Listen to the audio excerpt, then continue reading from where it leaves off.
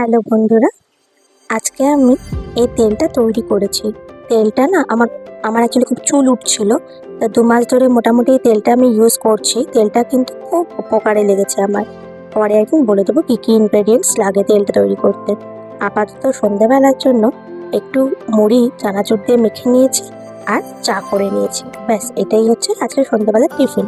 কারণ আজকে রাতেও আবার আমাদের নেমন্তন্ন রয়েছে। আমাদের এক স্টুডেন্টের বউ ভাত রয়েছে আজকে, তাই সেখানে যেতে হবে। তাই অল্প করেই আমি আমার হাজব্যান্ডকে মুড়ি মেখে দিয়েছি। চলো এবার চাটা এনজয় করি। বিয়ে বাড়িতে কি পরবো সেটাই আমি ভেবে পাচ্ছি না। আজকে প্রচন্ড গরমও পড়েছে, বৃষ্টি হয়েছে বলে গরমটা বেশি। এই শাড়িটা পরে যাব।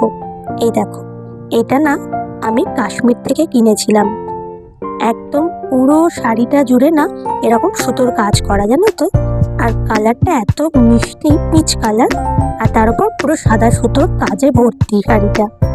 আর তার সাথে আজকে আমি এইটা পরবো।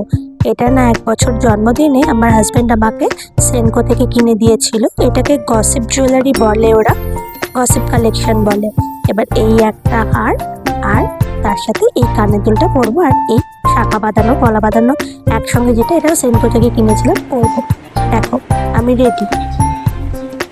ব্যাস এবার শুধু বিয়ে বাড়ি পৌঁছানোর অপেক্ষা। চুলটা আমি জাস্ট একটা হালকা করে ক্লিপ দিয়ে বেঁধে নিয়েছি। ব্যাস রেডি হয়ে গেছি, চলে এলাম বিয়ে বাড়ি। আর সেখানে প্রচুর প্রচুর ফটো তুলেছি, খুব ভালো খেয়েছি আর খুব এনজয় করেছি।